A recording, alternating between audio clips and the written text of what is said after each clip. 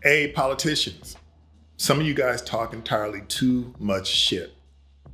Why do I say that? Well, this past summer, and I want to say early fall of 2020, we had some pretty devastating fires right here in California.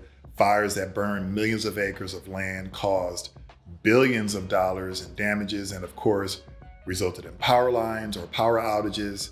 And unfortunately, there was some level of death that came as a result. Now, mind you, this is on top of an already once in a lifetime pandemic with us having the worst president holding office in the White House, you know who.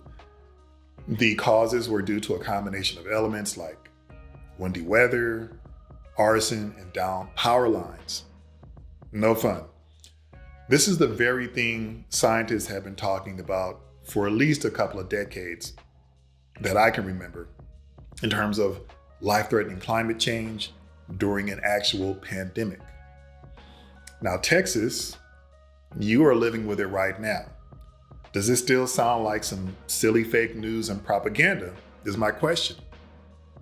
So during that time of, when some of us Californians were experiencing these deadly weather conditions with the fire, while we had a pandemic with COVID, we had nothings like Fat Boy Trump, Fat-Faced Ted Cruz, I want to say Lieutenant Governor Dan Patrick of Texas, Congressman Dan Crenshaw of Texas, and Attorney General Ken Paxton of Texas doing a bit of shit talking directed towards our state, our citizens, and our Governor Gavin Newsom. I'm not going to get into the comments made on social media by any of these nothings, but they were largely mocking us for suffering these life-threatening disasters and accusing our state's leadership of mismanagement and largely accusing our state leadership of incompetence. Well, in the past few days, the state of Texas is suffering some unprecedented cold, and what's worse, people are without power, while they're out without water, sub-freezing cold, and dangerous alerts were announced. Now, as of today, at least 5 or more people have tragically died because of hypothermia. Luckily, Joe Biden has swiftly declared and approved a state of emergency declaration for the state, as he should. That is a proper and reasonable time federal response and lending support for individuals at the state level. And I think it was maybe 48 or 72 hours when it was granted. Why do I bring this up? One of the lessons here is, look, don't shit talk another state undergoing tragedy when life, safety, and livelihoods are at stake. Nature will always have its say. And when it does, it has proven to be the loudest and most significant voice in the whole conversation when you're talking about climate change. That's why you have the term force majeure, which one of the meanings defines it as an irresistible compulsion or a greater force. Nature doesn't negotiate. It doesn't hear arguments, and nature more often than not does not care who you are while it does its thing. So fast forward 4 months later, and now the state of Texas is experiencing yet another tragedy. And I remember distinctly of them suffering severe flooding in the past year. What I don't remember is liberal politicians shit-talking an entire state for something that nature did or happened because of nature. What I'm wondering is how prepared the state of Texas was for this level of cold. Did they have emergency plans? Were they effective? Did they have other contingency and escalation plans for such events?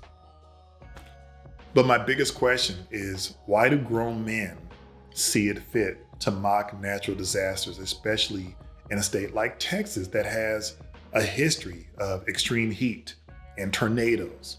Why is that the thing to do? What responsible politician mocked the tsunamis of Asia and Japan's earthquakes and wildfires in places like Brazil? I don't get that. So my advice to these fucking nothings is to make less jokes about the state of California and worry about your own backyard. While you're at it, Ted Cruz, cut that shitty beard off and stop trying to be cute and funny on social media. You're not good at it. You're horrible at it. Spend more time developing response plans so your citizens don't suffer needlessly, and that your state's resources aren't decimated. Do you have one iota of empathy for the poor people suffering without power during freezing cold weather in the heart of a pandemic? I don't think you're that stupid, but are you? How many lives have you saved with any of your snarky comments? How many jobs have been created with your dumbass quips on social media? Again, you're not funny. Nobody's running around saying, man, that Ted Cruz is a funny son of a bitch. Nobody. So grow up. Legislate better. Govern better. Start being the leader you both imagine in your own brain and pretend to be outwardly with the public. Take better care of your people. And this is coming from a liberal-minded man and myself that can teach you a few things about humanity and leadership, believe it or not. But I'll tell you what, when this pandemic is over, hit me up. We'll both sit down, social distancing, and I'll school you on the right way to do it. When you're talking about positive impact, humor and snarkiness doesn't move the needle. When you're talking about good public policy and positively affecting human lives, that shit doesn't move the needle. Sure, a great personality doesn't hurt, but nobody outside of entertainment is feeding families and changing lives with this shitty humor that falls horribly. If that's the case, quit your job and go on some cruise ship circuit to try your hand at comedy or make a YouTube channel or something like that. And don't you see the irony in your own actions? You've been running your mouth for years talking about a border wall to separate us or separate this country from Mexico and keep Mexican people out. Yet, Ted Cruz, the so-called patriot, flees the state of Texas. And where does he run off to while people are in dire need of leadership? Mexico. Didn't even have the compassion to take his own dog with him. And when he got busted, he blamed it on his daughters, threw them under the bus, his offspring. Is that what's happening in your house, Ted Cruz? Children dictate policy in a house full of adults? So for all of you Texans who've been musing about succeeding from the rest of the United States and standing on your own, given the leadership you have currently, are you sure this is what you want? And are you not grateful that Joe Biden lent a reasonable hand towards you and bailing you out and offering resources? Think about that.